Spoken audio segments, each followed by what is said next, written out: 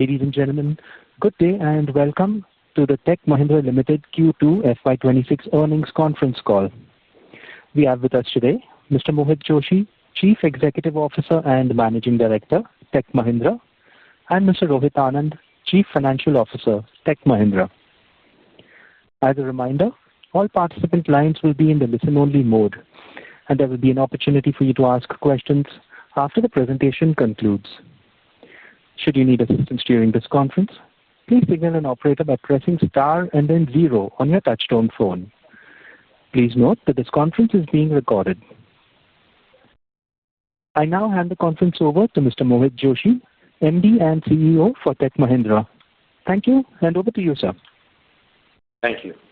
And good morning, good afternoon, and good evening, everyone.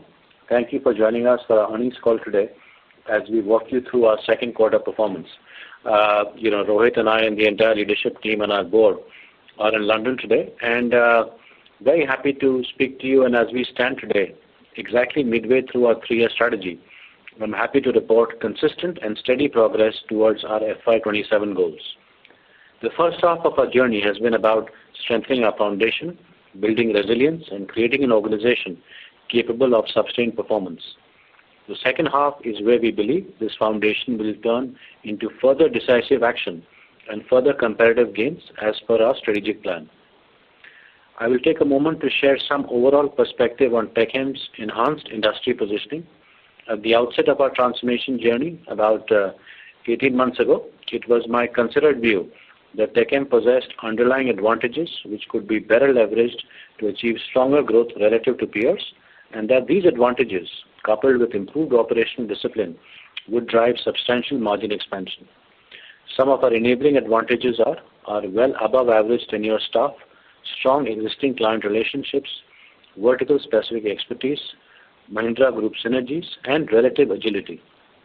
Today, a year and a half into our transformational efforts, I have stronger conviction based on evidence from our actual progress, some of which can be seen externally. Most notably, we have been delivering steady margin improvement. We have improved our large deal wins and our pipeline quality. We have expanded our relationships with a number of large clients, and we have also added a strong list of new clients. On top of these externally reported results, I am seeing underlying progress internally and positive leading indicators of our comparative progress. Importantly, our client teams are fostering more partnership-oriented dialogue and collaboration with clients. Our growth-oriented investments are extending our advanced solution offerings that have strong depth and breadth, along with vertical-specific tailoring. And I am seeing more and more evidence that industry changes and AI trends are increasingly favoring our more experienced workforce. Let me now turn to our second quarter performance. For the quarter, we reported revenue of $1,586 million, reflecting a 1.6% sequential constant currency growth and remaining largely stable on a year-on-year basis. This marks our strongest quarterly constant currency growth in the past 10 quarters. The growth has been broad-based across manufacturing, BFSI, retail, travel and logistics, and healthcare. On the margin front, we have been focused on delivering profitable growth and have been able to consistently expand our margins every quarter since we presented our FY27 plans. In fact, our EBIT margin in Q2 stands at 12.1%, which is significantly higher than where we were at the beginning of this journey. That is a testament to the discipline we instituted under Project Fortius to bring in operational efficiency, disciplined execution, and cost optimization, along with early initial progress in value-based price optimization. Let me now delve deeper into the industry-specific performance. In the communications vertical, we saw a year-on-year decline of 2.2%, yet the segment remains largely stable. Our largest client has stabilized its spend and delivered growth above the company growth this quarter. We continue to invest in key client partnerships. A key European client is set to launch their large telco model LTM to bolster their service experience center. They are revolutionizing operations across network, IT, and customer domains, promoting service centricity and building a truly data-driven ecosystem, scaling AI and enhancing automation to drive meaningful outcomes. We are investing in our advanced solutions and partnering with them on this journey. The manufacturing vertical posted a 5.2% year-on-year growth, The aero and industrial segments showed good traction, buoyed by demand for smart manufacturing, predictive maintenance, and digital twins. Automotive has been broadly stable this quarter. However, we remain cautious, particularly in the commercial segment, which continues to face headwinds, while the passenger vehicle segment shows early signs of stabilization. In banking and financial services, we have seen growth of 6.2% on a year-on-year basis, reflecting the focused areas we have prioritized for the growth. Supporting these priorities, we have forged partnerships, for instance, with JP Morgan Payment Systems as part of their integrator program to co-innovate and deliver differentiated value through the deployment of next-gen payment solutions. These alliances deepen our domain capabilities. We have a long way still in terms of client acquisition and growth in this vertical, and there will be volatility, but we have established a firm foundation to build on. In retail, transport, and logistics, the business delivered a 7.2% year-on-year growth. We are witnessing strong tailwinds in the logistics domain, driven by e-commerce expansion, automation and warehousing, last-mile delivery optimization, and seeing strong traction overall in the logistics sector. Europe delivered a good performance of up 5.5% on a year-on-year basis. Americas has shown a decline of 2.7% on a year-on-year basis, primarily due to challenging macroeconomic conditions. The ROW has declined marginally, 0.5% on a year-on-year basis. In terms of clients, this quarter, our 20 million plus average annual revenue client bucket continued to deliver growth above the company's average, with contributions from this segment surpassing $1 billion this quarter. As you may recall, this has been one of the key focus areas in our strategic plan, and our success on this front reflects the effectiveness of our sustained efforts in driving scale and value. In addition, we added 57 must-have accounts in fiscal year 2025, plus we secured an additional 21 accounts in the first 2 quarters of the current fiscal year. Of these, 17 have already generated over $1 million in revenue each, demonstrating both the scale and speed derived from our early growth efforts. In terms of an AI update, we are honored to have been recognized by the Government of India as a key player in the prestigious India AI mission, aligning with the country's objectives to bolster leadership in AI, foster technological self-reliance, and ensure the ethical and responsible use of AI. As part of this mission, we are partnering to develop an indigenous sovereign large language model with 1 trillion parameters, a significant technical milestone that places it amongst the largest AI models under development globally. This vision aligns seamlessly with the commitment to unlock transformation, drive productivity, accelerate innovation, and ensure assurance through our AI-delivered right strategy. I am proud to announce that we launched TECHM Orion, our next-generation agentic AI platform built on NVIDIA accelerated computing that enables intelligent, autonomous execution of complex business workflows. TECHM Orion enables global enterprises to deploy AI solutions faster, whether in assisted or fully autonomous environments, while maintaining control and transparency throughout the AI lifecycle. Our solution integrates AI agents across platforms, simplifies orchestration, and enables scalability with our embedded assurance guardrails. Tech Mahindra also unveiled TECHM Orion Marketplace, an agentic AI marketplace that offers a robust ecosystem of intelligent, autonomous, and action-oriented AI agents that collaborate, evolve, adapt, and scale. It's always good to get recognition from the industry analysts, and Tech Mahindra has been recognized as a leader in the Gartner Emerging Market Quadrant for Gen AI Consulting and Implementation Services. We are especially proud to be recognized as #1 globally on the Future Potential Axis, which underscores the trust in our ability to shape what's next in AI. In terms of GCCs, as we extend on our strengths in global capability center services, Tech Mahindra is uniquely positioned to offer an integrated value proposition to global enterprises. Our deep technology expertise and digital transformation capabilities are complemented by broader strengths within the Mahindra ecosystem, from world-class infrastructure through Mahindra Life Spaces and Origins to renewable energy solutions from Mahindra Substan and financial and advisory support via Mahindra Finance. This combination enables us to offer customers a seamless end-to-end pathway to establish and scale their GCC operations in India with speed, reliability, and sustainability. It is this blend of technological depth and ecosystem advance that truly differentiates Tech Mahindra and positions us as a partner of choice for global organizations. In terms of deal wins, this quarter we closed a net new total deal revenue of $816 million, representing a 57% increase on a last 12 months basis. The deals span key verticals including communications, manufacturing, BFSI, retail, transport and logistics, reflecting the broad-based nature of these wins. We partnered with a leading US-based telecom operator to advance its network testing and certification automation and optimization initiatives under its long-term transformation vision. This engagement focuses on accelerating network testing and certification through a homegrown automation platform, leveraging our delivery excellence and agility to deliver greater efficiency, scalability, and innovation across operations. We were selected by a global logistics leader as a strategic partner with a multi-year framework agreement to drive AI-led efficiency and transition to a productized IT organization, effectively transitioning from manual high-touch operations to an AI-driven, automated, and self-service enabled global desk. We were selected by a leading European telecom operator as a strategic partner to accelerate its enterprise-wide autonomous operations journey. Through this engagement, Tech Mahindra will consolidate and transform the customer's ecosystem, delivering an AI and automation-led landscape that accelerates the realization of their vision for autonomous operations. We were selected by a leading life and health insurer in the Asia-Pacific region for a multi-year application management services engagement. This will result in modernizing core and digital platforms through AI-led automation and cloud-first transformation to enhance operational efficiency and stability. Finally, we were selected by a leading semiconductor equipment manufacturer to spearhead the enterprise application transformation across SAP, data and analytics, AI and application development and maintenance services, again advancing automation, resilience and scalability across core business platforms. Furthermore, as you would recall, one of the key pillars of our 3-year transformation roadmap is a renewed focus on our brand.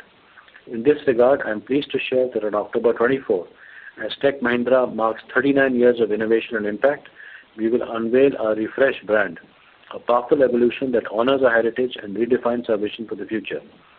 This refresh is enabled by our ambition to make the Tech Mahindra brand as progressive and contemporary as the transformation we deliver for our clients. In a world reshaped by rapid technological change, our identity must reflect who we are today: agile, bold, collaborative, and discerning. Beyond a strikingly modern visual identity that brings our entrepreneurial spirit to life and ensures a consistent expression across every touchpoint, this comprehensive refresh establishes a unified brand platform, defines a thoughtful approach to integrating our portfolio companies, and strengthens our position as a globally preferred employer through a renewed employee value proposition. This refresh honors our present while shaping our future, supporting our growth ambitions and reaffirming Tech Mahindra's position as a trusted partner in digital transformation worldwide. In terms of recognition, we are thrilled to share that Tech Mahindra has won 5 gold medals at the Brandon Hall HCM Excellence Awards 2025. These awards recognize our achievement across talent management, human resources, learning and development, and diversity, equity, inclusion, and belonging. This recognition reinforces our commitment to building a high-performing culture with a strong focus on learning and development, inclusivity, and process-oriented excellence. We have also been awarded the High C Sustainable Development Award 2025, reaffirming TechM's innovative and meaningful initiatives in the category of environment protection. This quarter has delivered a broad-based performance with good deal momentum, continued margin expansion, and steady contribution across our key focus areas. The progress we have made demonstrates the strength of our strategy and the resilience of our organization.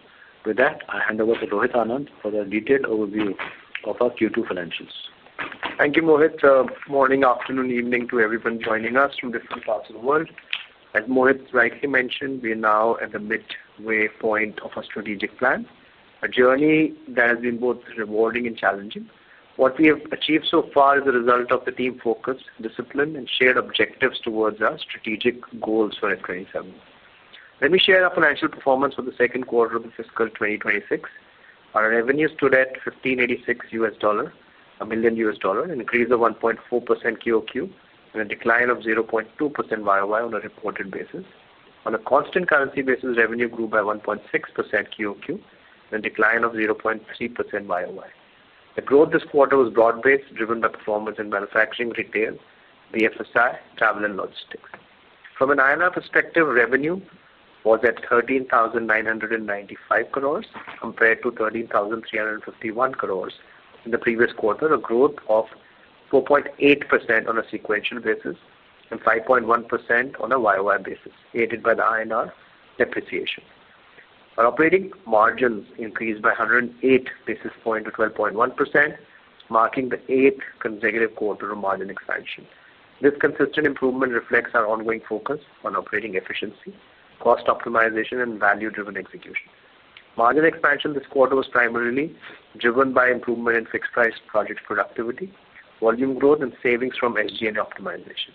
Additionally, we benefit from a currency tailwind of approximately 40 basis points. Our other income declined to 4.6 million this quarter on account of losses on foreign exchange. As of September 30th, our hedge book stood at 1.33 billion compared to 1.64 billion in the previous quarter. Based on hedge accounting, the mark-to-market loss for the quarter was 32.2 million, out of which 7 million was taken to P&L, and the loss of 26 million went to the reserves. Our effective tax rate for the quarter stood at 27.6%, in line with expectations. The normalized ETR for the full year is close to 27%. Our PAT for the quarter is 135 million, an increase of 28.2% YOY outside of exceptional item of land sale during Q2 F25. In INR terms, PAT was at 1,194 crores with a margin rate of 8.5%. Our return on capital employed stands at 24.4% this quarter. This demonstrates the significant progress we've made in improving financial efficiency and returns since the beginning of the plan. Our year-till-date free cash flow to PAT ratio stands at 120.8%. During the quarter, free cash flow was 237 million, driven by strong collection efficiency and continued improvement in our working capital management. While our DSO decreased by 1 day on a quarter-to-quarter basis, the reduction appears modest compared to the higher collection flows, which was largely offset by FX impact, muting the overall benefit of the reported DSO. The total deal wins for the quarter stood at 816 million, reflecting a growth of 57% on LTM to LTM basis versus last year. The deal wins have been broad-based across multiple verticals, and the improved deal win rate underscores the trust our clients are placing in us. The board has also recommended a dividend of rupees 15 per share, reaffirming our commitment to the laid-out capital allocation policy of returning 85% and above of free cash flow back to shareholders. As we move ahead, we remain focused on sustaining our operating rigor, strengthening cash flow generation, and driving profitable growth. Our continued execution discipline positions us well to deliver long-term value to all stakeholders. With this, I now hand it back to the operator for Q&A session. Thank you very much. We will now begin the question and answer session. Anyone who wishes to ask a question may press star and 1 on the touchtone telephone. If you wish to withdraw yourself from the question queue, you may press star and 2. Participants are requested to please use handsets while asking a question. Ladies and gentlemen, we will now wait for a moment while the question queue assembles.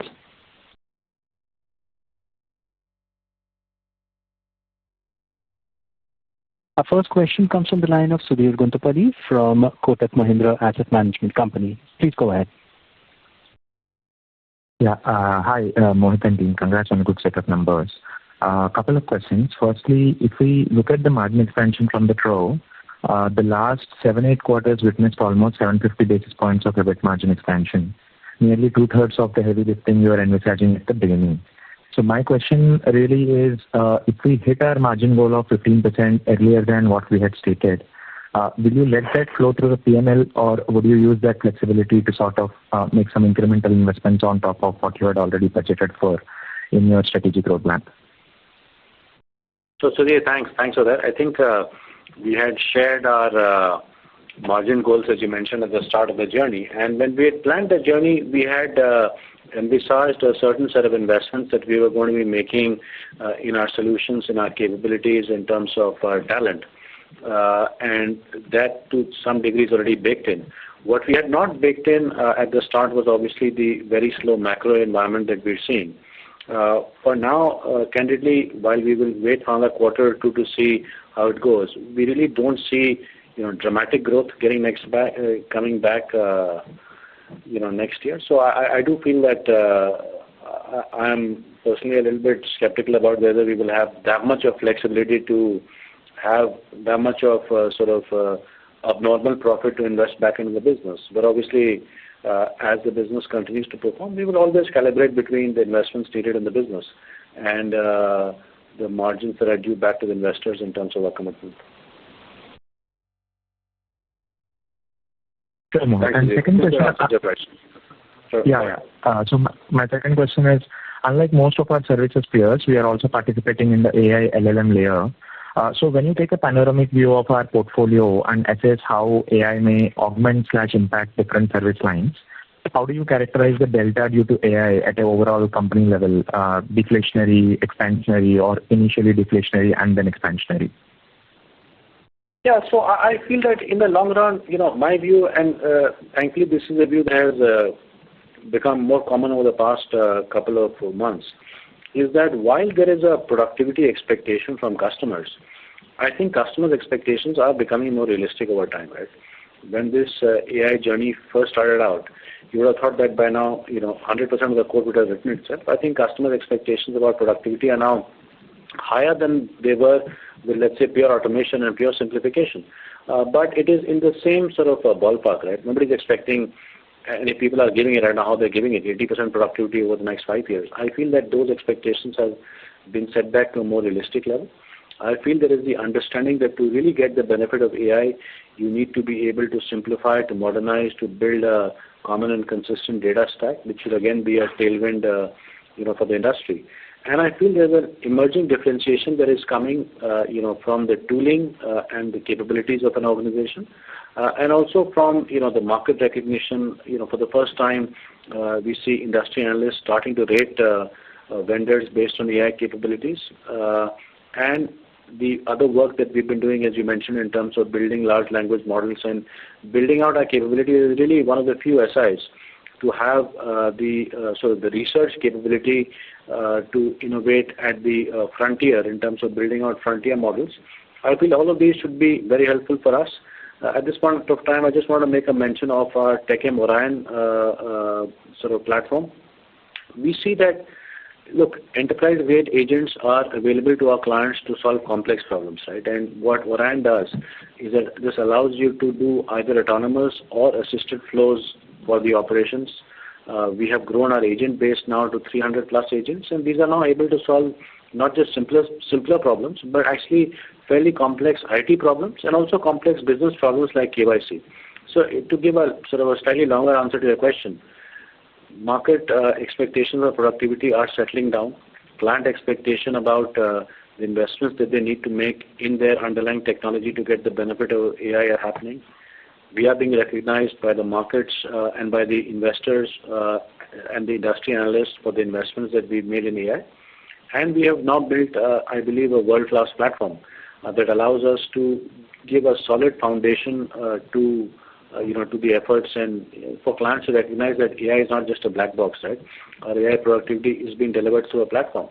I think the final piece that we'll be unveiling hopefully soon is a new commercial model, which is a new commercial model of how AI plus services will be delivered to our clients. And I think once that is done, right, I feel that we will have all the pieces of the puzzle that will hopefully allow us to grow faster. Yeah, thanks, Mohit. All the very best. Thank you, Sudhir. Thank you. Our next question comes from the line of Surendra Goyal from Citi. Please go ahead. Yeah, hi. Good evening. Rohit, few questions on margins for you. Firstly, the gross margin improved by around 40-50 basis points sequentially, which would be almost entirely currency-led. Would you just help us reconcile that in terms of puts and takes? Not really, Surendra, because the currency benefit happens at a GNA level also, right? The INR costs get converted at a lower rate, right, to USD. So that benefit is split.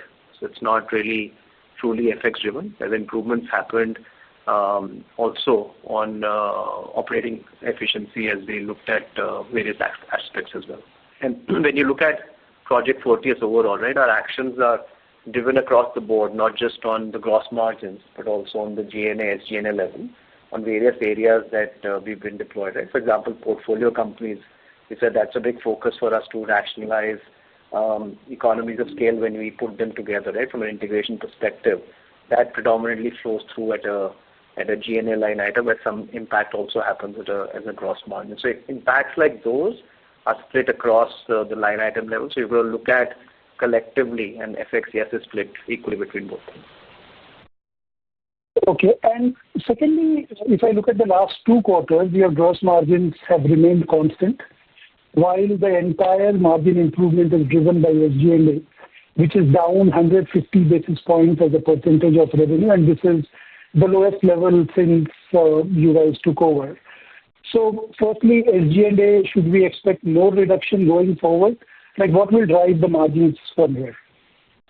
So margins will be driven by both, but I think the improvement from a weighted standpoint, you'll see more coming through in the gross margin versus the SG&A as you look at the next 6-quarter journey. And contribution from SG&A would be range bound, right? We still have a lot of integration still to go on portfolio companies that are still to integrate with us, so those efforts will continue. There are other specific initiatives going on areas which are in the G&A line item on productivity and efficiency standpoint. But predominantly, if you look at the benefit, and as mentioned that also in our discussions earlier in our meetings and earnings calls, that a big part of our margin driver from a gross margin standpoint continues to be the improvement on the fixed price projects, right? I think that's 55 to 60% of our portfolio, and we continue to drive productivity actions there. And that's what's going to contribute as we move forward in terms of contribution from here to the 15% target. Sure.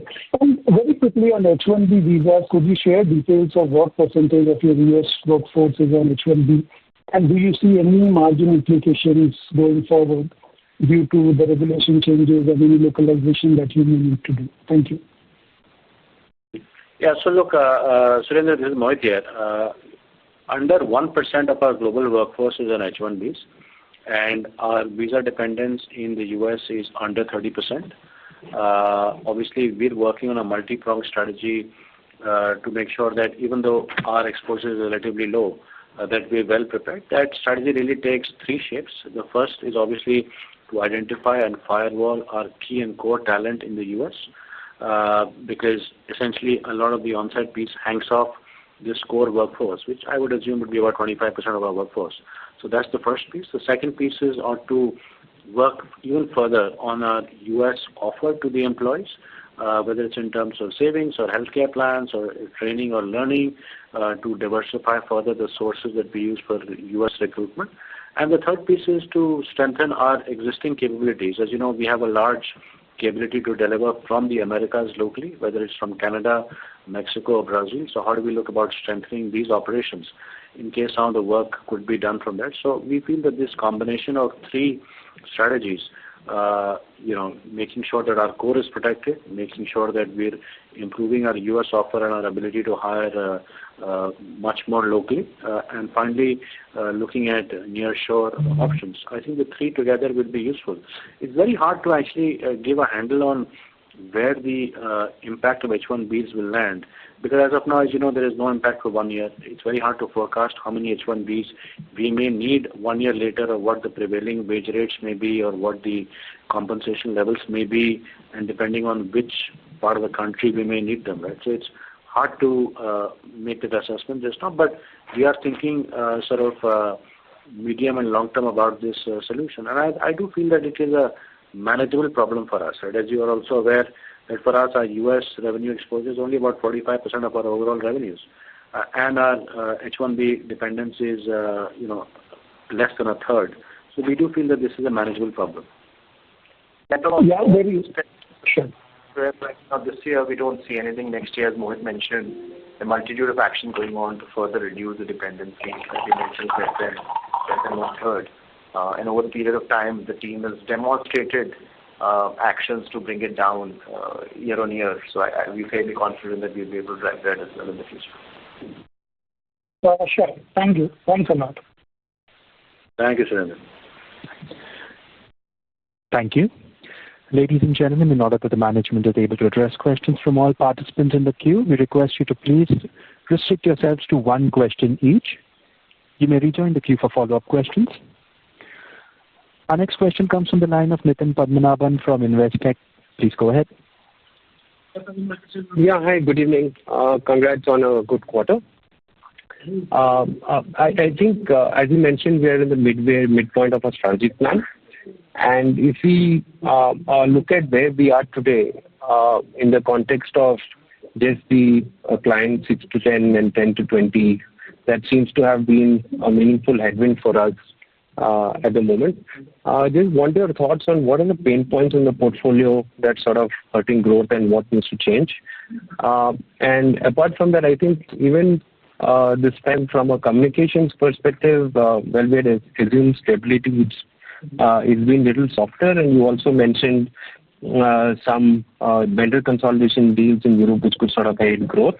Any update there? And finally, on manufacturing, the growth there was a surprise. So how do you see things sort of evolving there as well?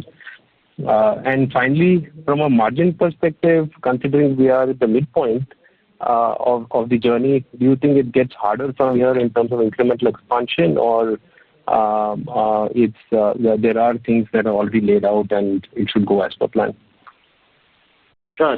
So Nitin, I'll answer your questions. But the first question you had on the headwinds, I really couldn't follow that. Maybe the first question you had, I missed. Yeah. So what I was asking was, if I look at the client 6 to 10 and 10 to 20, it's been a meaningful headwind. And for the quarter itself, and it hasn't been really showing signs of sort of improving. So just your thoughts on what the headwinds are from a portfolio perspective, which we need to sort of fix to really get growth acceleration in with the deals that we already have. Sure. So, first of all, look, I think, if I zoom out a little bit, right, and you look at the clients where we have over $20 million of revenue, because at the end of the day, these are the clients that give us, the vast majority of our revenue. This is where the focus has been. And within these clients, we have been able to show a steadily improving trajectory of growth, which is very different from the growth we had earlier, right? If you go back, just a couple of years, you will see a lot of our growth was coming from sub 20 million clients, right? So I feel that the focus is yielding efforts. Obviously, within any sort of client bucket, right, you may have one client where sort of spend just goes dramatically off a cliff, or a major project comes to an end in a particular quarter, and so that has an impact. But I don't feel that any client relationships are unhealthy or damaged in that sense, or there is anything structurally wrong. Last quarter, for instance, you will remember we had mentioned that a semiconductor client of ours, pretty obvious, was scaling down its operations in a very significant way. It was a very big client of ours. And so we had a massive ramp down of our teams, right? So things like that may happen.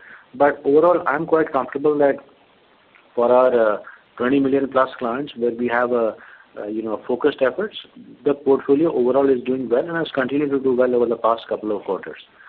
In terms of your question on communications, yes, the overall communications portfolio is down this quarter. But again, if I break that up into the various regions, I think we have done well from an Asia Pacific and India, Middle East and Africa perspective. Our U.S. business also has done well, right, which includes our largest customer. U.S. business has grown. In Europe, we had a challenge where, again, I don't want to talk about any client-specific issues, but Europe, the problem was localized within Europe. And again, I do feel it's a temporary piece. I expect to get back to stability and growth in the overall comms portfolio in the second half of the year, obviously accounting for things like furloughs within Q3, right? Our Comviva business, which is again part of our telco portfolio, continues to do very well and should have a second record year of growth this year also. As far as the manufacturing business is concerned, as we mentioned, our aerospace business has done very well, driven by a couple of significant client acquisitions over the past 1 year. So that has been a big growth driver for us. Our auto business, like we said, we are seeing some stabilization in the passenger segment, but see some concerns from a commercial vehicle segment. And we also saw some strength in Pininfarina in the quarter. That has also helped because that's also counted as automotive, right? So That hopefully answers the questions you had about the growth piece, the top clients, the the manufacturing and the comms business. As far as the margin piece is concerned, I'll ask Rohit to add to that. But look, when we started the journey, we had a very comprehensive plan that was prepared based on the levers that we saw, and Atul has been leading this under our Project Fortius initiative, which is about the levers that we see, and where we needed to work on our talent, where we needed to work on automation and productivity, and where we needed to work on pricing. That is all work in progress, but like any plan that was based on certain assumptions, and obviously we have some assumptions about at least modest growth next year. As long as that is on track, I think we should be fine. Clearly, it will get, it always gets harder the closer you get to your targets, but it is something that, as you mentioned, we had a comprehensive plan when we started. Yeah, and I mean, I just add on to that point, Mohit, that, as you rightly mentioned, the team led by Atul and his office are consistently re-evaluating their plans based on the macro environment, right? So when we started last year, which we'd mentioned, our plan was based on year one being very modest, year two on growth getting better, and year three getting towards the industry average. Now, we all know that's not the way it panned out, right? We are in year two midpoint, and the growth still continues to be similar to what we saw last year, and the view for next year is definitely not industry average as of now, right, unless things change quite dramatically. So hence, we also revised our plans, actions, intensity on some cases, doubling down on others. So we constantly keep on relooking at that. And of course, as Mohit mentioned, as we keep on getting closer to the number, the intensity of improvement and the effort has to go up, right, for that outcome that we need to get to. But we well prepared. There's enough, strength behind this and the might that we have to get there. So we're quite committed to that plan of increasing margins every quarter and getting towards that target. So perfect. That's very helpful. I think one you missed is on the vendor consolidation opportunities in Europe for costs, which you had mentioned last quarter. Yes. So vendor consolidation opportunities, look, I think it's going well. Some sort of initiatives are coming closer to a decision, and we're watching this carefully. As you can imagine, some decisions have been deferred by a little while, and some are sort of mid-process. But hopefully, over the next couple of quarters, we should come back to report on it. We continue to be very confident about our deep telecom strengths, and as you know, we have been buttressing those strengths specifically in Europe with the addition of Amol Phadke most recently, who was the CDIO for Telenor. So we continue to be working on that. I think we have an exceptionally strong team in the region, and hopefully we should have more to report in the coming quarters. Sure. Thank you so much, Mohit and Rohit. All the very best. Thank you. Thank you. Our next question comes from the line of Rod Bourgeois from Deep Dive Equity Research. Please go ahead. Yeah, my question is a big picture one. At the midpoint of your 3-year transformation effort, I wanted to see if you can just comment on how you feel about your execution and progress, not just on the outcome metrics and the results that we can see externally, but also if you could share your perspective on how you're progressing on your input metrics and some of these foundational capabilities that you've been investing in over the last year and a half. Thank you. Thank you, Rod. Look, I think it's a good question because we often go back and reflect on the fundamentals of the FY27 transformation. And when we laid out the vision for FY27, we had a plan for revenue, a plan for margins, and a plan for the organization. And if you think about it, the plan for revenue was really about focus, right? It was really about focusing on our top segments, our top service lines, our top clients, and focusing on, for instance, must-have acquisitions within the clients that met our qualification criteria, right? So if I look at it from a focus perspective, we have managed to, I believe, strengthen and increase our dominance within telco and manufacturing and make good strides as are reflected in the results this quarter of the progress that we made in healthcare and retail and financial services. The new client acquisition that we've had also, the 50-plus clients that we've added, over 16, 17 of them have scaled up to over $1 million in revenues. So I feel that the focus from a client perspective and from a vertical perspective is working well. From a service line perspective, it identified service lines like data and AI, like cloud, like engineering that we wanted to focus on. And I believe that these service lines are seeing above average growth. So I believe the focus element of our strategy is paying off.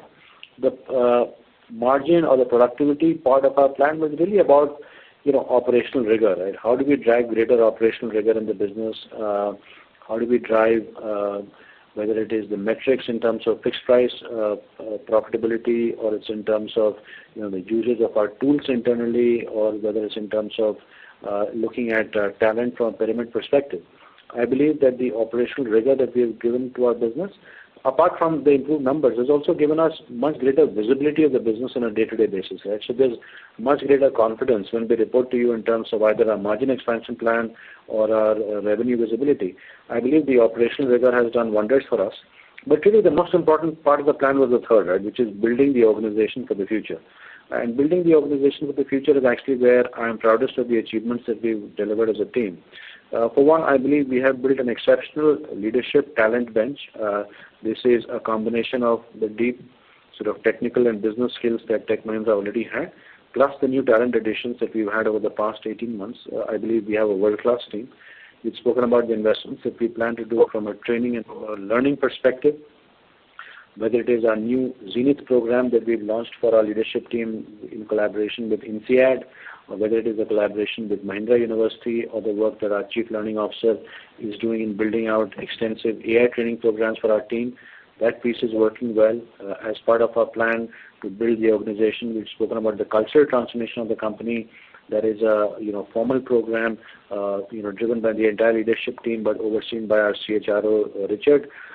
We've spoken about the plan to build a sort of a better and more visible brand. And we've spoken today about the work that our CMO, Piyush, and others are doing to build out that brand. We've spoken about improving the group relationship. And, we spoke today about the fact that for GCCs, we're able to utilize a range of Mahindra Group companies as well to assist our clients.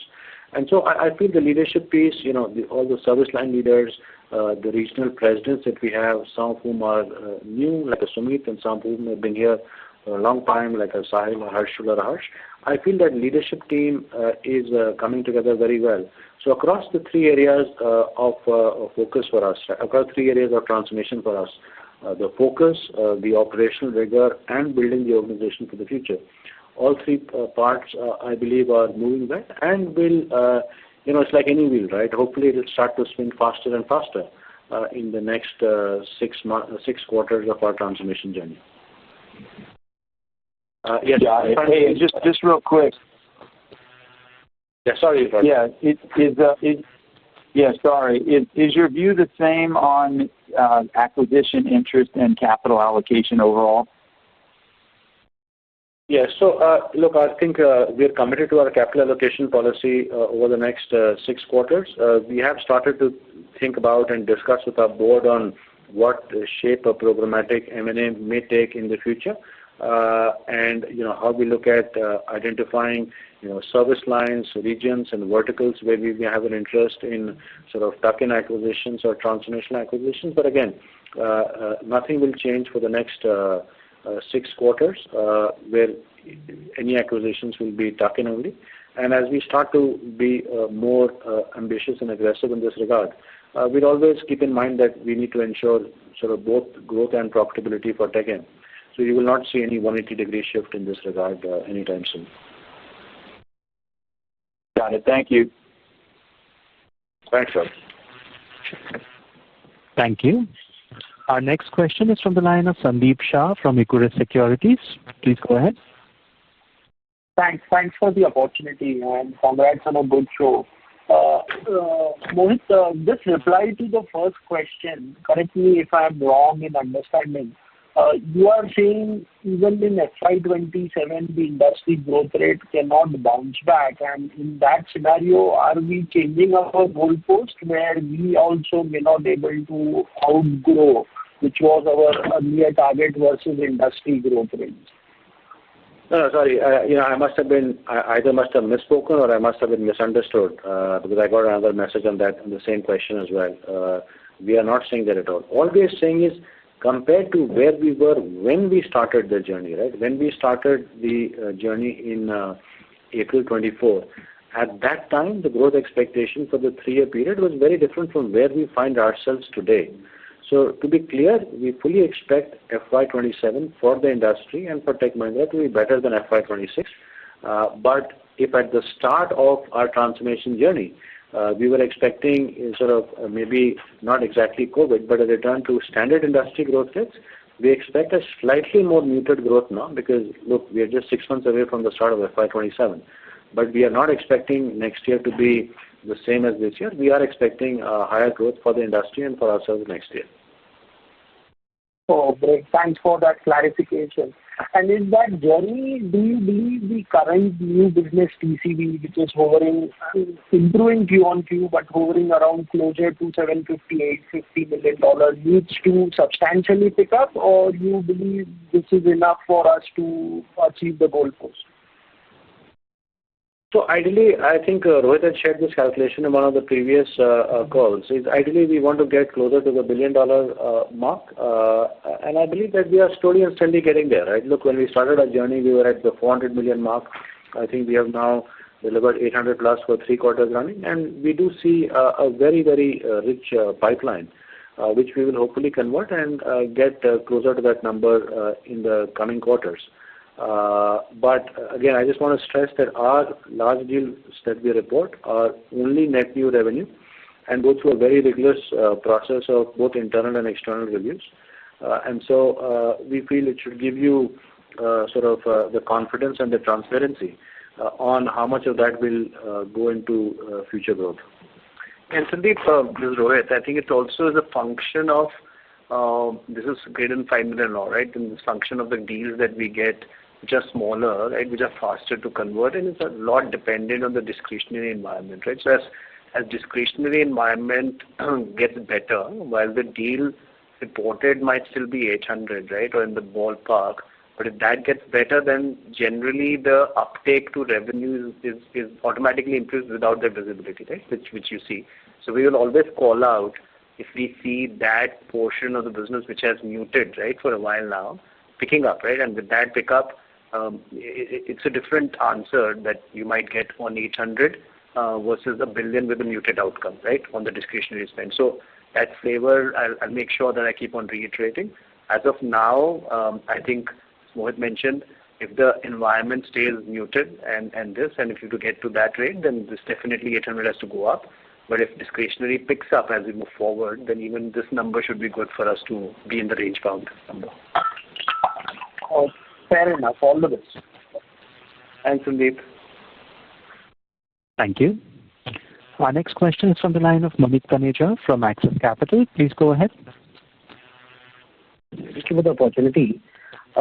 We made very good progress on our margin journey. Just wanted to understand over the next 6 quarters, how should we be thinking about the interplay between our gross margin improvement and some of the SG&A efficiencies?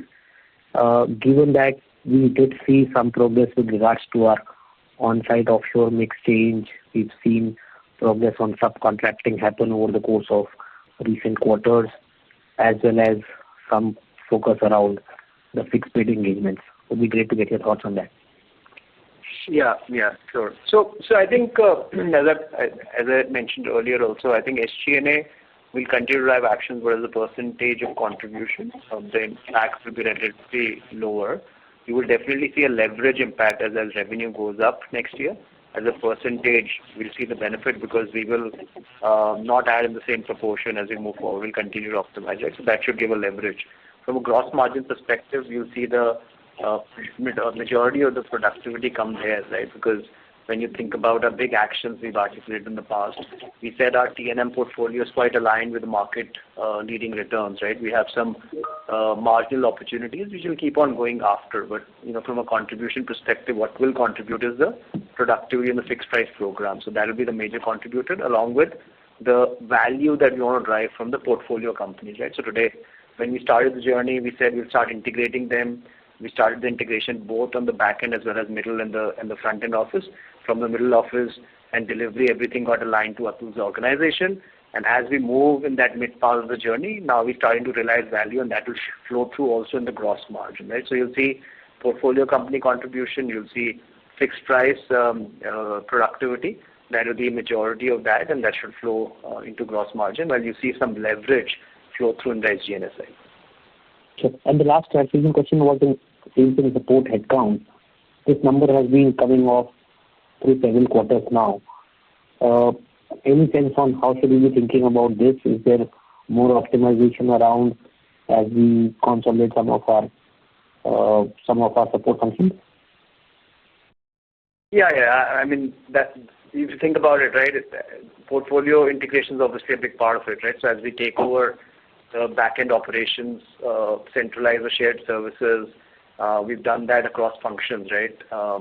We're working with the Viren team in the BPS org to consolidate that for us and use the right agentic platforms to automate the way we run the back-end operations, right? So that's obviously yielding to, as we integrate, leading to benefit around the reduction in cost and productivity, and we're able to redeploy wherever applicable people on the billable roles. So I think that's what we are trying to drive, and that process will continue as we move forward. Sure. And one last one, while Mohit did allude to the fact that we managed to scale some of your must-have accounts to contribution of greater than $1 million plus. But if I look at your client metrics, at least with regards to the lower revenue buckets, we continue to see a very tardy process. So when do we think we start to see some improvement on that front? It's a little bit, Manik, it's a little bit of mix, right? So when Mohit said that we've improved in must-have accounts at greater than 1 million revenue contribution has gone up to almost 17 more accounts we've added.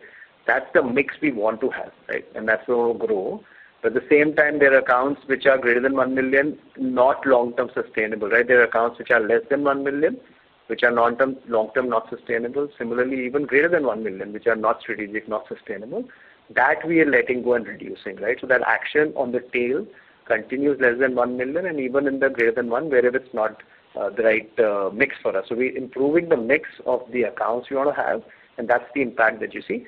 What we said is the way we articulated our input metrics to look at growth, which is long-term sustainable, is the top accounts. And the top accounts, the way we defined, because the top 5, 10, 15, 20 buckets too small, right? We said greater than 20 million customers, annualized revenue customers, which is close to about 60 to 65 accounts for us. That should grow more than the portfolio average, and that's where the investment's happening. And that's the relationship that Mohit's talking about is very, very stable, and we see that progressively grow better. Maybe Mohit, you want to add? Sure. Yeah, no, I just want to mention that, look, this is a journey where clients that are not really strategic for us, or where we don't really have a strategic position, or there isn't really a headroom for growth, and it's in a geography that doesn't make sense for us, there we will be looking at sort of the tail consolidation. But equally, for our must-have accounts, they have to start somewhere, and they will obviously start in the $0 to $1 million bucket. Those clients are very keen to scale up, right? So you will see some additions to the $0 to $1 million bucket, which are strategic additions, and you will see some removed from the bucket. That is the tail trimming. So both of them happen at the same time, right? And one last clarification question. During the last quarterly call, you mentioned that some of the deal wins that we are seeing should support pickup in growth momentum in a more steady manner through second half. Does that outlook still hold true? Yes, very much so. I mean, we